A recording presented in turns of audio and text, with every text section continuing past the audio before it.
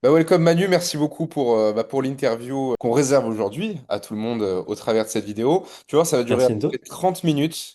Ça me fait Mhm, super plaisir de t'avoir parce que tu as un parcours qui est super cool, dans lequel je pense énormément de personnes se reconnaissent. Parce que tu as un peu, on va en parler après, le même parcours que, un petit peu similaire au mien, agence, on a stagné, etc. Donc on va y venir. mhm. Donc merci beaucoup déjà d'être venu. Et puis pour les personnes qui vont te découvrir dans un premier temps, si tu pouvais te présenter un petit peu, dire qui tu es, ce que tu faisais notamment avant d'être Scale Partner, l'activité que tu avais, les revenus que tu faisais aussi, les problématiques que tu avais, je pense que ce serait une très bonne ouverture. Alors, du coup, moi, je suis Manu. Alors, avant, j'avais une agence dans le SMMA. Donc, j'étais média buyer, où j'ai bossé à la fois, du coup, pour des dropshippers, du e-com, surtout, en majorité, à 70%. Et j'ai fait un peu de lead gen. Et j'ai découvert le scale partnering début d'année. En fait, je connaissais déjà parce que je te suivais Enzo, parce que tu as été mon formateur dans une autre formation à l'époque. Et donc, je t'avais sur Insta et j'ai un peu plus appris sur le côté scale partner. Et ça fait 6 mois que je suis dans la formation. Depuis mai. Et donc, avant, en termes de chiffres, bon, au moment où je suis rentré, j'étais à peu près à 4K de CA. Il faut savoir que je n'ai pas fait la transition directement vers le scale partner. En fait, je voulais faire une transition pour que le scale partner remplace mon CA d'agence. Et donc, ça commence, c'est vraiment du coup ce qui se passe aujourd'hui, où enfin, après de nombreux mois, j'ai vu que ça se cassait la gueule côté agence traditionnelle dans le media buying et que côté scale partner, il y avait tout qui était positif, résultats clients, factures encaissées, même sur la LTV des clients. Tous les clients que j'ai eu en Scale Partner, je les ai encore. Donc voilà où j'en suis aujourd'hui. Et aussi peut-être au niveau de la vision, c'est d'arriver très rapidement à au moins 15-20K de CA facturé, à la fois pour un client ou tous mes clients, que du coup j'attends d'atteindre dans les mois qui arrivent, mais on s'approche du but. Ouais, donc toi, c'est vrai que alors c'était sur un profil où tu t'es engagé, on a commencé à travailler ensemble, donc tu as eu les infos. Mais effectivement, on va dire que tu as commencé vraiment à. En fait, c'est tout récent que tu vraiment lancé la machine et que tu te donnes vraiment. Parce qu'avant, en fait, voilà, tu étais là Mhm. en prise d'information, tu gérais encore ton agence en amont. Ça fait vraiment depuis combien de temps, toi, t'estimes que tu t'es mis à fond dedans là? Là, on est le 24 novembre. Alors, il faut savoir que c'est vous deux, toi et Val, qui m'avez mis dedans parce que je faisais que repousser la deadline. On s'était dit fin août. Il faut savoir que j'étais encore en études, j'étais en alternance, donc je vous disais, laissez-moi faire la transition. Je veux au moins atteindre 10K avec mon agence, que j'ai réussi à faire. Mais en fait, derrière, le 10K, j'ai pas réussi à le faire en MRR, donc à le faire sur plusieurs mois. Et j'ai vu en fait derrière que tout était en train de s'écrouler si j'allais pas chercher des clients tous les mois, parce qu'il y a ce côté en agence où on gagne des clients, mais on en perd aussi. Donc vraiment, quand je me suis lancé, c'était quand j'ai eu mon premier client. Du coup, pour l'anecdote, c'était toi, Enzo et Val, vous m'avez donné ce client-là parce que vous m'avez fait confiance, parce qu'on s'était déjà rencontrés en présentiel et il y avait vraiment ce lien que je pouvais créer avec cette cliente. Donc ça, c'est assez super passé. Je l'ai closé directement. Et depuis, on a pu faire un peu plus de 2 mois de collaboration qui s'est assez bien passé. On pourra en reparler tout à l'heure. Donc c'est vraiment ça qui m'a fait ma transition, c'est que c'est de voir des chiffres, c'est du concret, j'ai envie de dire. Automatiquement, quand on voit une opportunité, mais qu'on voit les chiffres, bah, la transition se fait plus facilement. Et aujourd'hui, ça me permet vraiment de pouvoir être 100% scale partner et de pouvoir lâcher mes clients dans mon agence traditionnelle, alors que je mets autant de temps, voire moins, sur le côté scale partner, alors qu'avant, j'étais à 100% de charge, je passais tout mon temps, j'étais juste esclave de mon business. On y revient tous en fait, ce que je dis souvent, prestataire, agence, freelance. En fait, le modèle a été très bon pendant très longtemps. D'ailleurs, j'ai des vidéos YouTube qui vont arriver là-dessus. Le modèle a pour longtemps été très très bon. En fait, aujourd'hui, il y a tellement eu d'abus, de méfiance sur le marché, plus d'offres que de demandes, etc., qu'on en arrive au point où il faut évoluer. Et l'évolution, on va dire logique et naturelle, c'est effectivement le fait d'être scale partner, qui plus est dans l'infoproduit. Mhm. Ouais. Pour ajouter à ça, moi j'ai senti que dans le côté agence traditionnelle, quand je dis traditionnelle, c'est media buying, agence d'emailing, etc., on donne pas assez de valeur. En fait, on est sur une compétence, on donne ses compétences, mais vu qu'on donne pas assez de valeur, soit on est censé être payé à la valeur qu'on donne, pas forcément autant qu'on y passe. Si du coup on est censé être payé autant, bah le client il passe, il paye trop. Mais à la valeur, en fait, quand tu contrôles qu'une partie, qu'un levier de son business, tu vas pas pouvoir le scaler. À part si en fait il a déjà valider son marché, il a déjà tout qui est mis en place, il fait déjà beaucoup de CA et en fait tu vas ajouter la pub et ça va l'exploser encore plus. Mais pour la plupart des clients aujourd'hui que tu vas chercher en media buying normal, il faut pas faire que du media buying. J'avais déjà cette vision de Scale Partner où je voulais pas m'occuper seulement du media buying, je voulais m'occuper de tout le système. faire en sorte que le client, quand je l'attire, je veux aussi le convertir derrière. C'est pour ça que sur la première transition, je me suis mis plutôt sur la lead gen. J'ai commencé du coup à avoir des premières expériences dans le setting closing, trouver du coup les bons setters, les bons closers. J'ai pu aussi avoir ces premiers échecs avant même d'Escale Partner. Mais du coup, quand on m'a parlé de cette opportunité, en fait, c'est aligné avec moi parce que j'avais déjà les compétences et j'avais le profil parfait pour ça. Parce qu'une agence en soi, et je pense que je suis pas le seul, on veut donner de la valeur à notre client et le garder. Mais derrière, si les résultats ne suivent pas, bah, on a envie de toucher à tout son business et donc en gros d'être scale partner avant même d'être scale partner, mais seulement pour toucher un fixe de 2000 euros au maximum. Vraiment, moi, c'est le 2000 euros, c'est vraiment le max que j'ai pu faire avec mes clients dans le traditionnel en agence. Ok, intéressant, ouais, 2000 par client. Ouais, tu vois, nous, c'était à peu près 1002, 1005 à l'époque, Media Buying YouTube Ads. Mhm. D'ailleurs, je sais Quand pas je si dis t'as remarqué. 2000, c'est vraiment le dernier, hein. C'est vraiment Ouais. le max de max. En général, moi, je suis plutôt autour de 1000 euros. Déjà 1500, c'est déjà ça, j'ai envie de dire. Mais quand on voit les opportunités qu'il y a, on peut faire beaucoup plus. Il ne faut pas se limiter à avoir cette croyance limitante où un client, il peut t'envoyer directement plus de 4 5 000 euros. C'est en fait c'est inimaginable, en fait. On se dit que certains, les experts, ils peuvent. Mais en fait, en soi, aujourd'hui, si tu donnes la bonne valeur et que tu donnes un service plus complet et que tu le scales, bah, en soi, tu mérites ces 5 000 euros Bah, t'es et payé au plus. résultat, en fait, hein, tout simplement, hein. En Parce que plus, bah, regarde, c'est ça. un truc tout bête, il y a plein de services qui sont pas traquables. Genre les gens qui font de la création de contenu, comment tu peux traquer quelle vente exactement? Sauf si tu as un système complet avec Airos, que tu payes 2-3 000 balles par an, etc. Et encore, c'est pas tout le monde qui a la data pour avoir Airos ou des outils tracking comme ça. Comment tu peux savoir avec ton copywriting, ton machin, exactement combien de ventes toi tu vas ramener?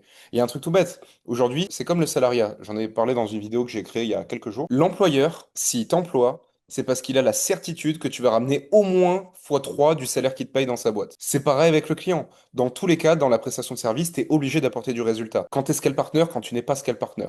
Quand tu es média buyer, quand on te paye, par exemple, Manu, à l'époque, 1500 euros par mois, c'est parce que on capitalise sur le fait qu'à grand minimum, tu ramènes x3, x5 à la boîte tous les mois de par ton travail. Forcément, si tu ramènes le break-even, si on peut pas traquer, ou si tu ramènes moins, ou si on n'en sait rien, bah, au bout d'un moment, au bout d'un mois, 2 mois, on va se poser des questions et il y a un turnover, on va te virer. C'est logique. On est obligé de traquer et c'est pour ça qu'en étant scale partner, ce qui est bien, c'est que, vu qu'on est dans le business et que l'extrême majorité de nos ventes sont imputées au tunnel de vente et à toutes les actions de communication qu'on met en place pour l'infoproduit, bah, on sait que ça vient de nous, donc tout est traquable de A à Z. Mhm. Très pratique. Totalement. Très, très pratique. Surtout, en fait, il y a des marchés où ce sera compliqué de faire. Aujourd'hui, en e-commerce, si tu fais plus de 2 de ROS en publicité, c'est compliqué. Et en fait, quand ajoutes à ça les frais d'agence, c'est que le mec, il doit faire du net profit au lieu du ROS. C'est un KPI qui est différent. Donc, en fait, il faut aller chercher des clients qui dépensent au moins 10 15 20 000 euros en publicité pour qu'ils te payent 2 000 euros. Mais derrière, il y a un mois où ça se passe mal, il a plus de trésor, il n'a plus de payer. Et aujourd'hui, les seuls qui dépensent autant en e-commerce, ce sont des grosses boîtes qui sont déjà avec des grosses agences ou des dropshippers, mais qui vont vouloir travailler avec des malgaches parce que ils veulent baisser leurs coûts à fond. J'étais vraiment enfermé dans ce business où moi, je voulais apporter de la valeur, mais si j'apportais de la valeur, c'était sur des petits clients où les résultats n'allaient pas suivre, donc je n'allais pas pouvoir les suivre longtemps. Donc j'étais bloqué là-dedans. Et il y a aussi quelque chose d'autre, bah, du coup, comme j'en parlais, le marché. Moi, je n'ai jamais vu des ROS aussi hauts que dans l'infoprenariat. C'est qu'on vend quelque chose qui est déjà, qui n'est pas palpable. C'est une formation où elle n'a aucun coût à part des logiciels ou les coûts du système, tunnel et de la publicité. Mais sinon, ça ne coûte rien. Mais quand dans les business traditionnels, ils font x2, x3 de marge au maximum, bah, on ne peut pas aller chercher. Il faut faire des publicités qui cartonnent en fait. Mais le jour où ça ne cartonne pas, bah, tu es dans la merde. Et c'est ciao. Alors que dans l'infoprenariat, c'est full renta en fait. Donc si c'est full renta, derrière, tu vas faire plus de résultats aussi pour ton agence. Ouais, c'est clair. En Mm. fait, la marge apporte de la flexibilité, tout à fait. Ok. Ouais, Donc, en fait, totalement. voilà, donc c'est pour ça que tu es devenu Scale Partner, en fait. C'est-à-dire, si tu arrives à nous résumer en quelques phrases, tu es devenu Scale Partner parce que tu me suivais un petit peu, tu voyais ce que ça pouvait donner, tu avais la curiosité, tu voyais que ça commençait à être peut-être un peu moins bien dans ton agence. Ensuite, tu t'as mis le nez dedans en étant dans IPSP et tu as vraiment fait un focus dessus, disons, entre septembre et octobre. Là C'est où, ça. du coup, en septembre notamment, t'as signé la cliente. Et C'est ensuite, ça. on va en parler après, hein, mais il y a eu de belles success stories par rapport à tout ça. Et donc, Ouais, si tu totalement. devais lister juste en quelques points, la liste de toutes les problématiques que tu avais dans ton ancienne activité que tu n'as plus aujourd'hui. Le premier, je pense le plus gros, c'est la LTV. Mes clients, j'arrivais pas à les garder plus de 3 4 mois. Faut savoir que j'étais en alternance en même temps, donc j'avais pas fini mes études et j'avais le temps que pour délivrer des clients. Mais quand on perd un client, il faut aller en chercher un autre. Autant de factures, voire plus. Mais quand tu as des objectifs, perdre du CA, c'est le pire pour un entrepreneur. Donc, moi qui faisais pas de prospection parce que j'avais des partenaires qui m'amenaient des clients, en perdre un, c'est que du coup, je devais dédoubler d'efforts pour aller leur parler, même commencer la prospection et donc avoir moins de temps pour délivrer mes clients. Donc, encore plus de risques de les perdre. La deuxième problématique, c'est les compétences. Je pouvais donner que cette compétence de media buying. Aujourd'hui, c'est très peu de valeur. En tant que scale partner, aujourd'hui, moi, c'est 20% du travail. Le reste, c'est ça aussi qui va donner cette valeur. C'est tout qui est ensemble, c'est tout le système ensemble qui va permettre d'avoir les résultats. C'est pas que la publicité. Et c'est là la problématique que j'ai avec mes clients. Vous pouvez mettre en place des publicités, être payé à ma juste valeur, bon, très peu, mais derrière ne pas apporter les résultats. Mais donc, passer plus de temps sur quelque chose qui n'est pas mon scope, donc qui n'est pas du media buying, et donc enlever cette expertise alors que j'étais payé seulement pour du media buying. Donc en fait, j'étais payé pas à ma juste valeur. Enfin vraiment, j'ai perdu tellement de temps sur des clients où je gagnais 600 euros par mois. Pareil. Mais 600 euros, c'est un demi-SMIC. C'est ça qui est fou. Mais le temps derrière, je pense qu'à l'heure, enfin, ce que j'étais payé à l'heure, c'était rien du tout. J'étais un malgache, en fait. Donc, ça, c'était vraiment une grosse problématique. Il y avait autre chose, c'est que je sais que je voulais faire cette transition. Et la plus grosse problématique dans le media buying, c'est que il est en train d'évoluer notre travail de media buyer.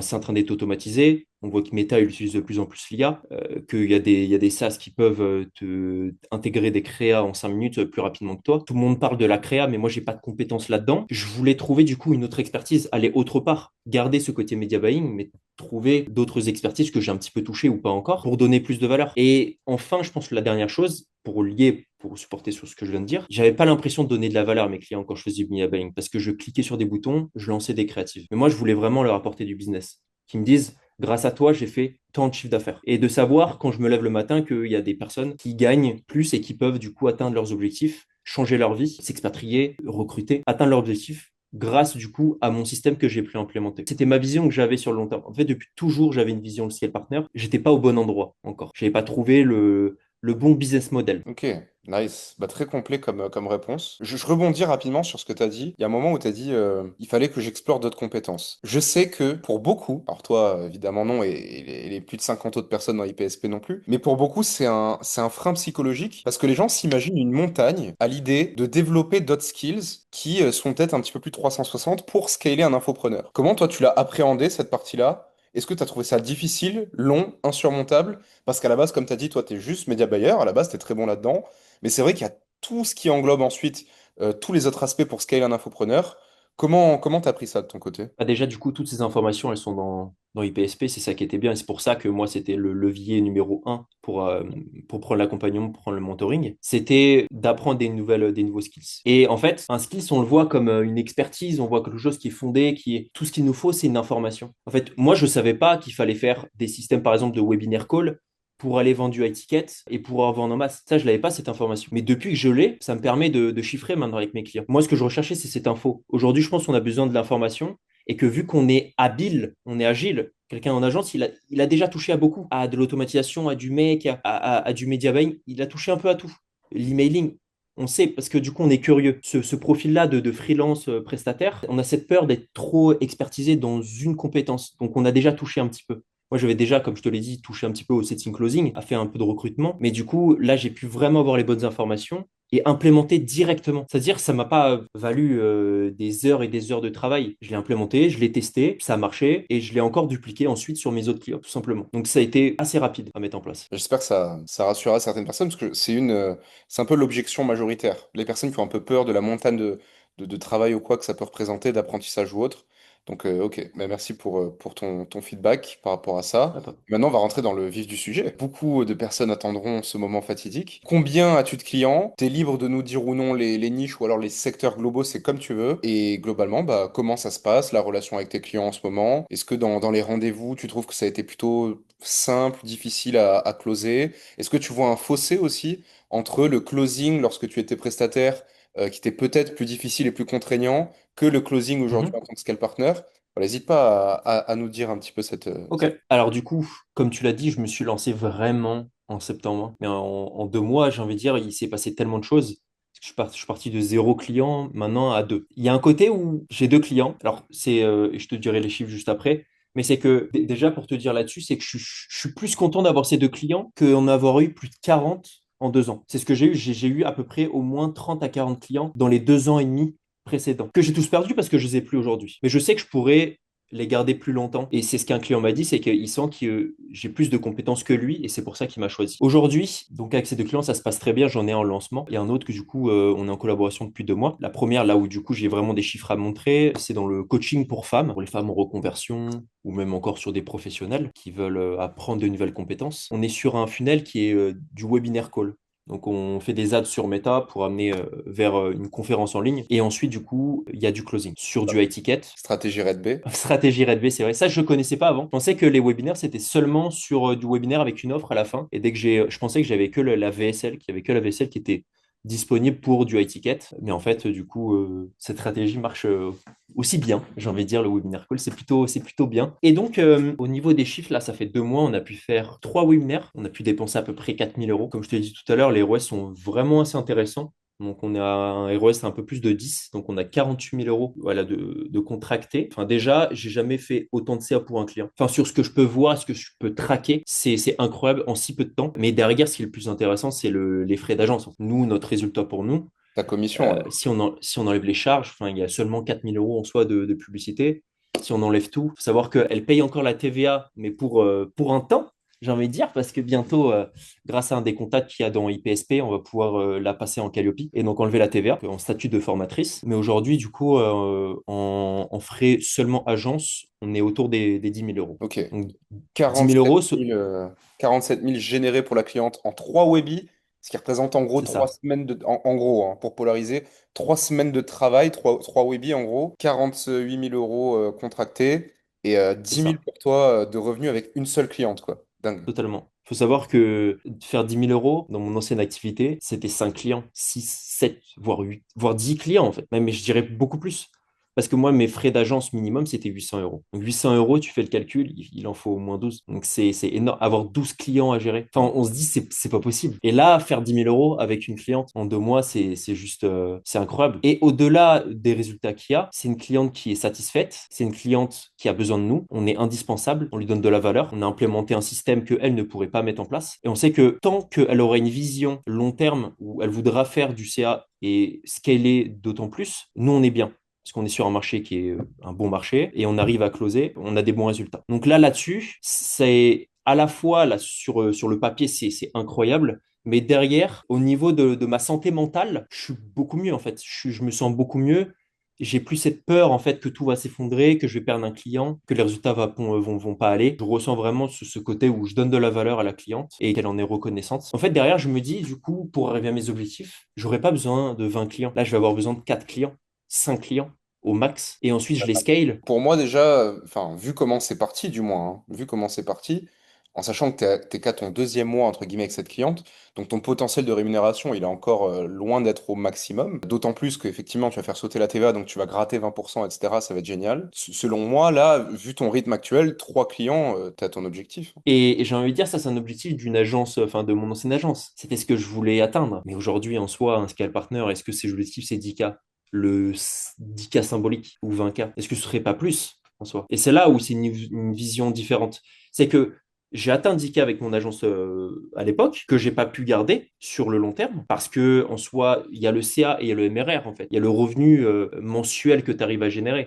Mais avec les départs, les arrivées, bah, tu n'y arrives pas forcément au 10K. Et de se dire que bah, du coup, si tu arrives à garder tes clients, qu'ils font que scale, ça fait plus de factures. En soi, 10K, c'est totalement réalisable rapidement. Mais ensuite, c'est quoi l'étape d'après? C'est peut-être pas 20, c'est beaucoup plus. Et c'est là où, en fait, ces objectifs seront plus grands et je sais que ce sera plus facile d'atteindre 30K en scale partner que 10K en agence. Je me souviens que Val, il m'avait dit ça. Ah ouais, aujourd'hui, c'est chaud en tant qu'agence de faire plus de 10K et enfin, tu l'as fait vraiment bien joué, quoi. Parce qu'il n'y a pas tout le monde qui arrive. Ouais. Et quand il m'a dit ça, il y a un truc qui a résonné. Je me suis dit, ah ouais, ok. C'est-à-dire que en soi, le plus compliqué aujourd'hui de faire 10K, c'est dans le monde de l'agence, de prestataire de service. C'est-à-dire que est-ce que je suis pas au bon endroit? Enfin, est-ce que j'ai pas besoin d'aller autre part? Parce que si j'ai les compétences, si je suis assez bon pour amener 10K là où c'est compliqué d'en faire, pourquoi pas aller là où c'est plus facile sur un marché qui est plus porteur? où il y a plus de traction. Et c'est là où, du coup, je le saurai très rapidement. On verra les résultats qu'on va avoir avec mes deux clients. Et je sais que ce ne sera pas forcément mes seuls clients pour l'instant. Je sais que le monde de l'infopreneuriat, il est petit. Si ma cliente, elle commence à parler autour d'elle, je vais en avoir d'autres, des clients. Rapidement, il faut savoir que j'ai envoyé seulement 10 mails et aujourd'hui, j'ai deux clients. Je n'ai fait presque pas de prospection. Alors, je suis pas un bon exemple. Il faut pas me prendre en exemple en soi. Mais c'est que, et j'ai jamais fait trop de prospection et j'ai toujours eu des clients parce que j'ai ce côté où j'ai une personnalité, je suis social, je suis humain et les gens m'aiment pour ça, au-delà de mes compétences, je pense. Mais après, mes compétences suivent ma personnalité. Mais c'est ce que j'ai bâti avec cette activité.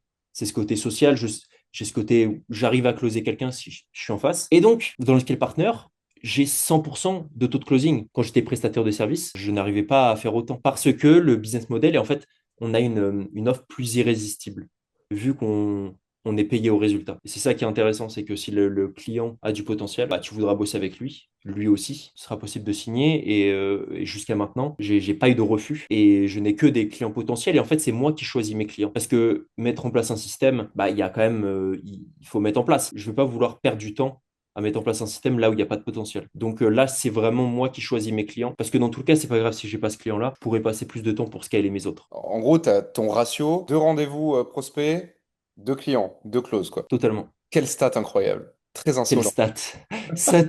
Et zéro prospection. Ouais. Là, ça fait mal. Ah Parce que ouais. tu sais, pour recontextualiser, nous, chez Red Bay, on a pas mal de personnes, d'infopreneurs qui veulent bosser avec nous, que ce soit par recommandation, bouche à oreille. Aujourd'hui, on est aussi présent sur les réseaux sociaux du fait de notre activité de Scale Partner, le mentoring, etc. Donc, on a pas mal d'infopreneurs qui viennent nous voir pour qu'on bosse avec eux, sauf que nous, ça fait bien longtemps qu'on est full et qu'on n'a plus de place. Donc, ce qu'on fait, c'est que nous, de notre côté, on requalifie les personnes. Si les personnes sont des profils intéressants, on donne des profils directement à nos élèves, comme on a pu le faire par exemple avec Manu qui, comme il a très bien dit, était la personne vraiment, on estime, parfaite pour ce rôle-là, pour cette cliente-là spécifiquement. On essaie de bien jauger à chaque fois les caractères, les personnalités, les secteurs d'activité aussi, si ça peut fit par rapport aux expériences passées que tu as pu avoir. Donc là, tout était au vert, donc non, c'est très, très positif.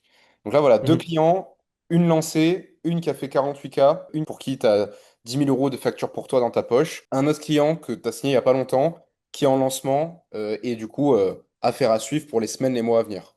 C'est bien ça. Totalement. Ok. Et dans tous les cas, il y a le potentiel.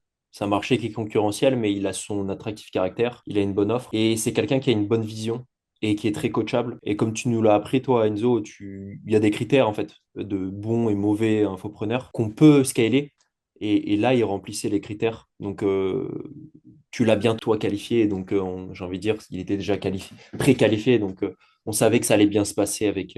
Nice. Bah écoute, pour quasiment finir, qu'est-ce qui a fait que toi, de ton côté, bah, t'as choisi de travailler avec nous chez IPSP? Qu'est-ce qui t'a conforté, rassuré ou peu importe en fait, hein. Qu'est-ce qui a fait que, en plus de vouloir devenir scale partner ensuite, quand tu avais eu cette âme en toi, même quand tu étais en agence, bah, tu as décidé tout simplement de bosser avec nous pour qu'on bosse tous ensemble. Déjà, je ne saurais même pas te dire s'il y a de la concurrence.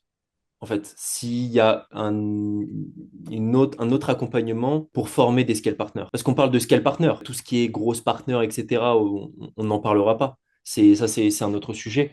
Mais aujourd'hui, je ne saurais pas te dire s'il y a de la concurrence en soi. Alors c'est sûr, peut-être tu pourras me dire s'il y en a. Dans tous les cas, sur le niveau d'après, c'est que est-ce que j'allais du coup rentrer dans la formation ou non? Moi, pourquoi j'ai choisi? Ça a été après une mûre réflexion. C'est quand même mon avenir qui se joue là. Donc j'ai dû prendre une vraie décision. Mais ça a été pris rapidement parce que tu as su m'éduquer déjà sur les derniers mois, enfin, mais avant que je rentre dans l'accompagnement, avec les informations que tu donnes sur Instagram, toutes les stories que tu mets, toutes les vidéos que tu fais sur YouTube. En soi, ça fait déjà assez longtemps que toi et Val, vous faites du contenu pour en fait montrer par A plus B que le scale partner, c'est un potentiel qui est énorme pour tous les prestataires de services. Il y a autre chose, parce que du coup, on se connaissait déjà un petit peu, Enzo, très rapidement, parce que quand j'avais une agence à l'époque, tu étais dedans. Et aussi parce que je me suis identifié à ton histoire, à votre histoire, parce que vous avez une agence de media buying à l'époque. Et donc, en fait, je me suis dit, si eux, ils sont allés dans le côté scale partner et pas moi, et que les gars, ils font plus que moi, j'ai envie de dire, j'ai pas mon mot à dire. Je ne peux que respecter et copier, entre guillemets, et m'inspirer de leur business model pour arriver à mes objectifs. Donc, c'est toutes ces raisons-là. En soi, je suis pas venu avec aucune friction. Les seules frictions, c'était des croyances limitantes qui étaient, est-ce que c'était un bon marché, l'infopreneuriat? Parce qu'il y a des bons et des mauvais infopreneurs, mais on voit plus les mauvais que les bons, que c'est ceux qui font le plus de reach sur Insta, c'est ceux qu'on voit le plus, c'est qui n'ont pas forcément une bonne image. Et donc, on se dit, bah, on va accompagner ces personnes-là. Est-ce qu'ils vont faire du bon? Est-ce qu'ils ont un bon impact sur le marché? Est-ce que il est trop saturé aussi, le marché de l'infoprenariat? J'avais ces croyances limitantes jusqu'à ce que, en fait, tu as cassé ces frictions avant même que je prenne un appel avec toi dans tes stories sur Instagram et sur YouTube. Si tu m'avais pas closé il y a quelques mois, ça aurait été dans les mois qui suivent. Ça, c'est sûr. C'est qu'un jour ou l'autre, je serais passé scale partner. En fait, c'est comme une conviction. Ça doit arriver. Quand?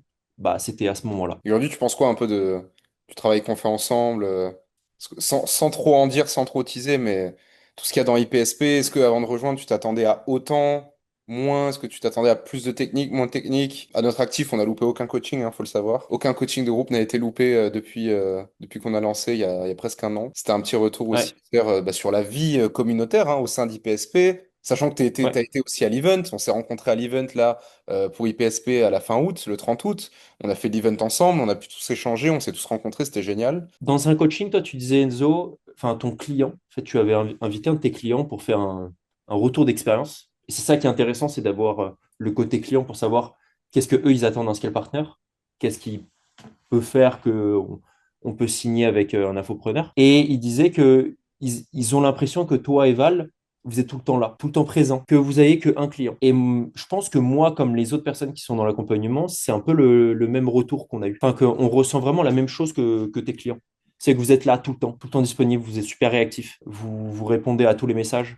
La communauté, elle vit tout le temps, de par les coachings, de par les messages qu'il y a, de par les succès qu'il y a, les résultats des autres élèves. Donc, c'est pas une formation, c'est pas un accompagnement qui va finir comme certaines qui ont une date d'expiration. Je pense que c'est un accompagnement qui fait que vivre et qui va faire que évoluer de par les nouveaux élèves qui vont rentrer dedans. Sur la formation vidéo, tout le contenu qu'il y a, c'est exactement ce que j'attendais. C'était d'apprendre des nouvelles compétences, d'avoir les informations que j'avais pas. Et en soi, vu que je suis déjà prestataire de service, je pensais qu'il y avait allait avoir des parties trop pour les débutants. Mais vu que IPSP est fait pour des anciens prestataires de services, c'est vraiment fait pour ça. C'est vraiment en fait l'avatar le plus idéal. Donc, on voit que les vidéos ont été faites aussi pour ça. Il y a le côté partir de zéro pour apprendre rapidement, mais aussi les personnes qui veulent en apprendre à apprendre des nouvelles informations, même s'ils en ont déjà. Il y a ce qu'il faut, tout le monde est servi en soi. Je sais pas Excellent. combien de modules il y a et je sais pas combien il y a de vidéos, d'heures de vidéos, mais en soi, Oh, je beaucoup. les ai pas, je les ai pas toutes faites. Faudrait que je m'y mette un jour, mais en soi, j'ai pu choisir les vidéos et j'ai déjà passé assez de temps dessus et pu avoir vraiment les bonnes informations. Bah, en soi, si j'avais pas ça, j'aurais pas pu délivrer mon client et faire 47K. Impossible. En fait, il y avait un côté où c'était nouveau pour moi. Je pense que sans ça, j'aurais été pétrifié au plus possible. Mais pétrifié. Et je suis arrivé avec un petit peu la boule au ventre. Mais en fait, vu que j'avais en fait cette confiance d'IPSP, du fait que, bah, en soi, les infos que j'avais, c'était les bonnes, testées. Parce qu'en fait, on voit dans le marché, faites ci, faites ça, allez ci, allez là. En fait, on ne sait pas si ça a marché parce que c'est que du test and learn. Mais là, vu que je prends quelque chose qui a déjà été testé, je savais que ça allait marcher. Et les résultats ont été incroyables sur le taux de choix, enfin, tous les chiffres, tous les KPIs, ils étaient fous. En fait, ce qu'on vous dit, en 2 ans, en tant que scale partner, tout ce qu'on a pu tester sur nos clients, les 6 millions d'euros qu'on a générés pour eux, nos clients infopreneurs, en fait, on vous balance le cocktail de ce qu'on a le mieux réussi, tout ce qu'on a appris, et on essaie de vous le rebalancer de A à Z pour que vous puissiez effectivement prendre les meilleurs process. Donc, très positif. Et merci beaucoup pour ton retour, Manu. C'est très complet, je pense, pour des personnes qui se posent des questions à l'avenir. Et puis je finirai l'interview avant qu'on se laisse. En plus, là, on doit plus beaucoup me voir là. Il fait nuit là. Tu vois, on s'est eu au sunset. Non, Là maintenant, ouais, il fait quasi nuit. Donc en plus, putain, il n'y a pas Valentin pour m'allumer. Donc on va finir quasiment là-dessus. Est-ce que tu recommanderais à quelqu'un qui était dans ton industrie avant, donc qui était probablement agence, qui avait un service particulier, qui était prestataire ou freelance, de pivoter d'une manière ou d'une autre sur le modèle Scale Partner en infoproduit? ouais, totalement. Ouais, totalement. Faut savoir que j'étais associé avec quelqu'un à l'époque et tous les jours que je lui en parle, je lui dis, en fait, tu as les compétences. Pour toi, en fait, tu es déjà scale partner et c'est ce qu'il me disait. Il me dit, moi, je suis déjà scale partner dans ce que je fais. Mais pourtant, en fait, il est payé 1500 euros au max.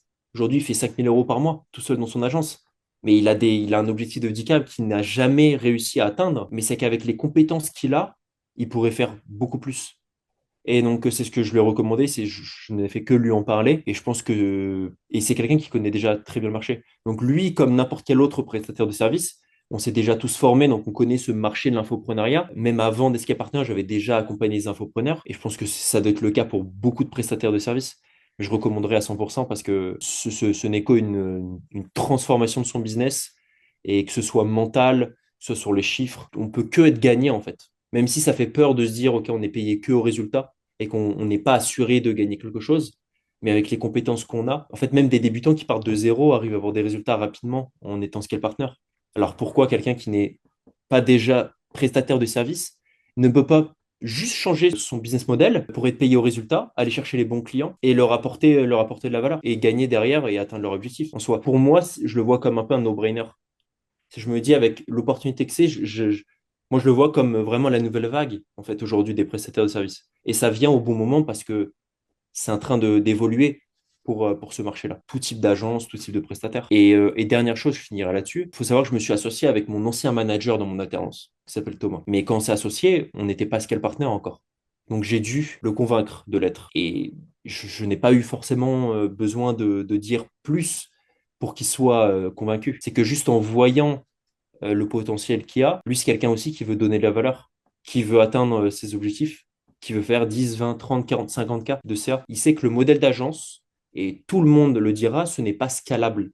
Ça peut être une machine à cash, on peut faire 5, 10 k, tu peux le déléguer, mais tu peux pas aller faire plus parce que ta charge de travail va arriver au maximum un jour ou l'autre. Et ça, il faut en être conscient et il faut faire la transition. Il faut pas rester bloqué comme certaines agences et des fondateurs qui ont plus de 40 ans et ça fait des années, ils n'ont jamais réussi à scaler. Et j'ai pas envie de finir comme ça. Bah, merci beaucoup Manu pour le mot de la fin. Bah, ce qu'on va te souhaiter, hein, c'est que bah, là, après, là, tu vas builder notamment avec ton nouveau client pour décembre. Et en janvier, Ouais, mois de folie, hein, on attend des gros succès sur le mois de janvier. Là, c'est un peu le mois du ouais. building. Et bah, janvier, de Mhm. toute façon, ça recarbure, hein, Webical, etc. Donc, bah, nous, en tout cas, on est très fiers de toi, sache-le avec Val. On en a reparlé avant l'interview tout à l'heure. C'est tout ce que tu as fait, parce que pour nous, c'est un plaisir, encore une fois, tu es un mec giga coachable. Et quand on a des personnes qui sont à l'écoute, qui appliquent, qui se donnent les moyens et surtout qui nous font honneur. Parce que derrière, certes, on t'a donné une cliente, on te l'a donnée, mais en vrai, on pourrait se dire, bah, il peut tout se passer, c'est pas nous qui gérons. Et bah, tu l'as géré jusqu'à présent, et je doute pas qu'à l'avenir ce sera pareil. Comme un chef, elle est super satisfaite, vous avez des résultats complètement dingues, et on pouvait pas espérer mieux, et la relève est parfaitement assurée, tu vois. Nous, on n'aurait pas pu la gérer chez Red Bay, bah, je préfère infiniment que elle soit placée chez un de mes élèves, qui plus est toi, qui arrive à avoir de très bons résultats pour elle, une personne de confiance autour de nous plutôt que quelqu'un sur le marché et que malheureusement, parce qu'elle n'a pas la connaissance, elle ne sait pas ce qu'est le partenaire prestataire, elle fasse un choix différent et que peut-être elle soit déçue, frustrée ou qu'elle n'ait pas les résultats qu'elle veuille. Donc voilà, je suis très content, je pense qu'elle est très contente aussi. Puis on se tient au jus sur la suite, hein. Une partie 2 peut-être. Je sais Ah, pas. en vrai, peut-être avant l'été, ne sait-on jamais une partie 2. Avec plaisir. Mais Bah, écoute, j'essaierai de faire le plus possible. bah, merci beaucoup Manu et puis on se dit à très vite. À très vite, merci Enzo.